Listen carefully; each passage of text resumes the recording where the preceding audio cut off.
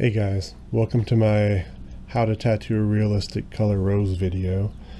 We're going to get right into the tips and tricks. My ink caps are held down with 1 drop of Elmer's glue for each cap. It holds the setup down in a much more stable way than using A&D. I've got my tablet there. Of course, it's covered in saran wrap to protect it. You'll see my color palette is pretty limited. There's only 10 caps there, no black in this one. My darkest color is a purple concentrate. Using T-Tech cartridges, a 5-liner, a 8-round shader, and a 7 mag. I have one from Fuck Sticks. I believe it's called Steel. They're called Steel Fangs. It's a 5-round shader. And I'm using a Bishop Phantom as well.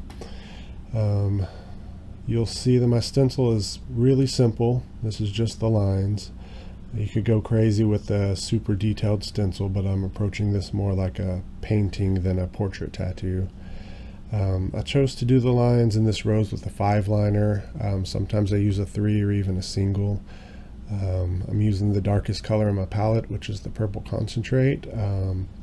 Concentrates are called blowout pigments. Because they tend to blow out, so be very careful with them, which is actually why I'm using a 5 rather than a 3, because it would be much easier to blow out with a 3. The lines, as with any tattoo, just really help distinguish each petal. I went through the no lines phase many years ago, and I always return to a more well-defined tattoo once I see it healed for a few years. I don't mind doing color lines at all. Color lines will be softer and more blurry over time than black lines because the pigment particles in the color pigments are larger than the particles that are in black, the carbon black, or in red. Red has the smallest pigment particles of any actual pigment color. So this is why most tattoos that are only lines are either black or red, because they stay sharper for a longer period of time because those two have smaller pigment particles. In the case of a rose, that's perfectly fine for me. I don't mind the lines getting softer or widening and fading over time. The most important thing in realism is having a good photo reference. If you're not drawing from life or from a photo, you'll not get the same level of realism unless you're just a master artist, in which case you're probably not watching this video. So I got this photo from Instagram on the left. This particular flower is in someone's garden in Japan. I took the photo and actually painted right on top of it in Manga Studio, adding the lines, changing the colors, to something that'll hold up better as a tattoo over time. You can see the details that I kept from the original photo, and some are completely invented. The image on the right was created for a few reasons. First, to show the client what to expect, and second, to make the color reference for myself. At this point, my clients pretty much know what to expect, so I wouldn't necessarily go through the trouble of making this reference image today. Unless I'm changing the color, and then it really helps out. So again, we're lining this whole thing with the 5-liner in dark purple. Then I'm going to switch to a 5-round shader eventually. You could start at the bottom and work each petal to completion on your way up, but I tend to start in the middle of a rose. There are smaller pieces in there with generally more simplistic feel to them, so even if I'm jumping around a lot, which I definitely do, but the center of the rose will usually be completed first. So this is actually more of a illustrated realism image in the end, rather than photorealistic, which is to say there are graphic elements here that are used to make the tattoo better, that wouldn't really be in a real rose if it was pulled off the bush. For example, the lines around the edge, clearly. But I'm specifically thinking about the white lines around some of the edges in towards the center of the image.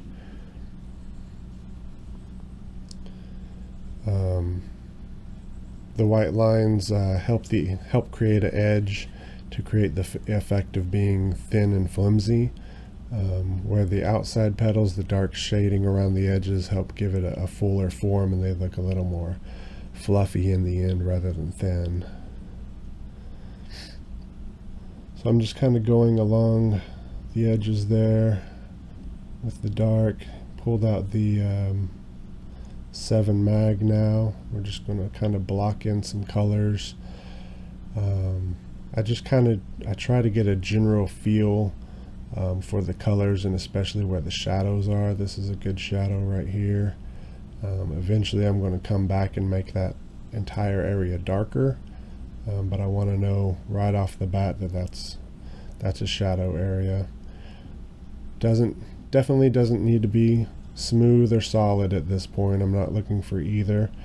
I don't want it to be solid because I'm going to go over each area multiple times over the next this is a 4-hour tattoo, so over the next 4 hours. One of the big things in tattooing realism is layering, so you have to be real careful not to hit the skin too hard so that you can continue layering for hours and hours without tearing it up or scarring too much.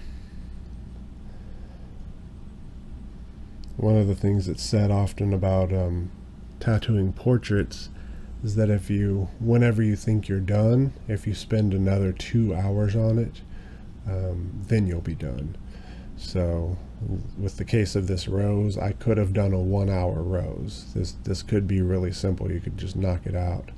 But I'm going to spend 4 hours just really playing with the values and the colors, trying to get everything where I want them. I'm not necessarily sticking to the colors in either of the pictures up there. I'm just using them as a reference for the shapes and values, not for the actual colors. I'm going to kind of use my own judgment on the colors. I'm never really married to the colors in a reference. I go more for the values. So this is that 5-round shader, getting all the tiny bits in the middle, trying to get those a little more solid and blocked in than the rest, because there's not going to be a lot of work there. Kind of once you get the very center of it done, you can pretty much move on. And get some of the little detailed wrinkles in the edges of these petals, mostly invented. It's not necessarily there in the actual photo.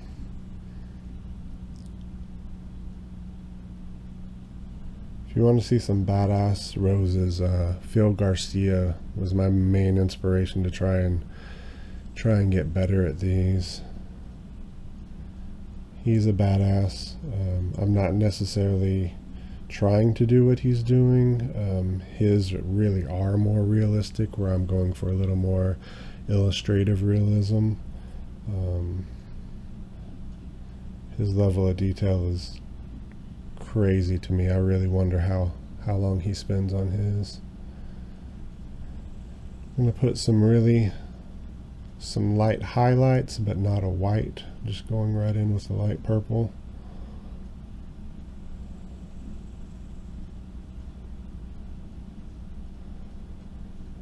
The key to these and realism in general, as far as color goes, is trying to have varied colors. You don't want just one area of one solid color. You really want to mix it up as much as possible. So when I put in a dark purple, I'm not even trying to make it purple, because I'm going to go over it later with a lighter purple, with a white, even with a pink maybe. Just kind of depends. But you don't want to get too solid too quickly. You want to be able to adjust the color, but also to make sure that one area isn't one solid color. That looked like kind of a dusty rose there. Now we're going in with the hot pink.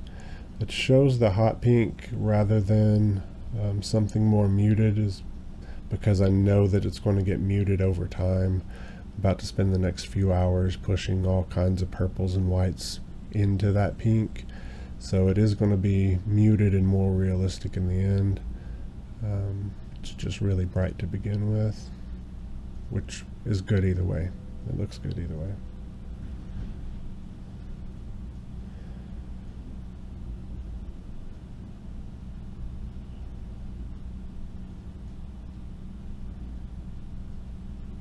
You'll notice I go back and forth between the darker and lighter colors. I didn't just go through like a black and gray image, get all of my darkest done and then all my mediums and then all my lights.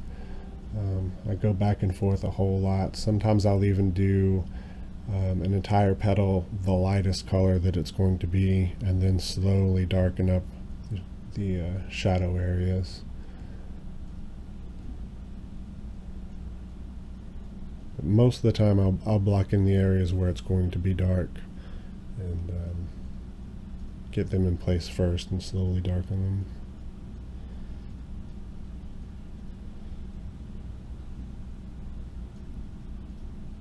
I'm watching this on a 22-inch screen. If you're watching this on your phone, I'm sure it looks fine, but this 22-inch screen is really the way to watch this. After you're done watching this in a convenient way, put it on your computer or on your TV and watch it on a bigger monitor. You can see what I'm doing a whole lot better. The limited color palette is because I'm doing a lot of blending of colors in the tube. So when I go from a dark purple to a light purple, I just wipe the excess pigment off of the end of the cartridge and dip it right into the lighter purple, and then run the needle outside away from the caps, and you'll get a color that's in between. So even if you only pour out your primaries, white, blue, and yellow, you can get every color in existence mixed in your tube if you did it right. It might be difficult, but you could do it.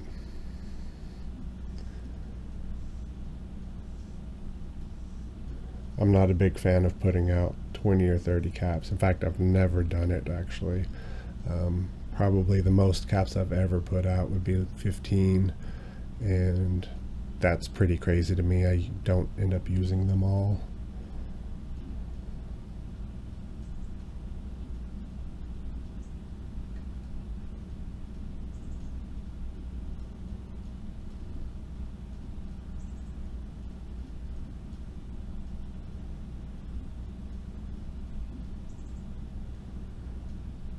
So again, we're just blocking in everything. We're getting the feel for where colors change, where what part's going to be dark, what part's going to be light. I'm not trying to finish any particular area though, because I want to be able to go back over it, and over it, and over it until it looks right.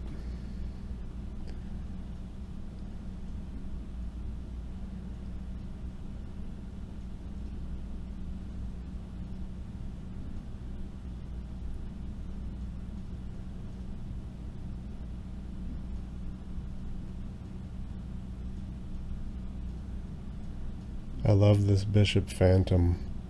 I actually got it about 6 months before they were actually released on the market. I had one of the original Bishop machines, and I put it up for sale, and Franco actually hit me up and wanted his machine back basically, which was pretty cool, and he traded me this Phantom. I love this thing. It's awesome. Pretty much does everything. I was a little iffy about it at first, only because I wasn't running it hard enough. My experience has been if you stick with the recommended speeds, those speeds are recommended for the longevity of the machine, not necessarily for doing good tattoos with, in my opinion. So I run them much harder than the recommended numbers, knowing that I'm going to wear out the motor and I'm going to have to replace it much sooner, which is fine, because I'd rather do good tattoos easily rather than fighting with the machine. And I don't really care about the longevity of the machine. When it runs out, I'll get another one. I mean, you know, as a tattoo artist, you could buy a new machine every month if you needed to. So don't get too married to the machine. It's a tool. So I think the recommended voltage for this machine is around 9 or 10 volts. I run it at around 12 to 13 generally. If I'm doing really soft shading, I'll turn it down to maybe 9 or 10. But to me, that's for really soft work. Well, and stuff like this where you're trying to get a lot of layers. Even with this though, I've probably got it closer to 11 or 12. If I'm doing something more traditional, like I'm putting in a solid area of red, I'll crank it up to 14.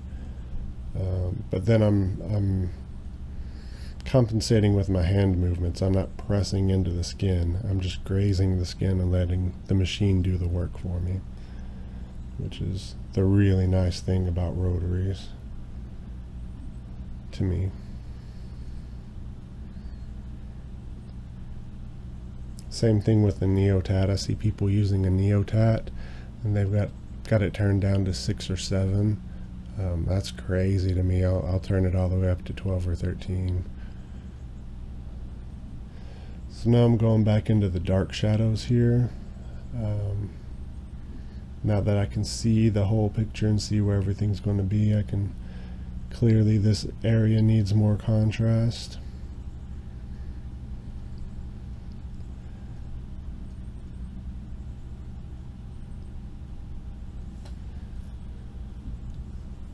It's definitely not a bad thing to go back into your dark colors once you have all the basic shapes down.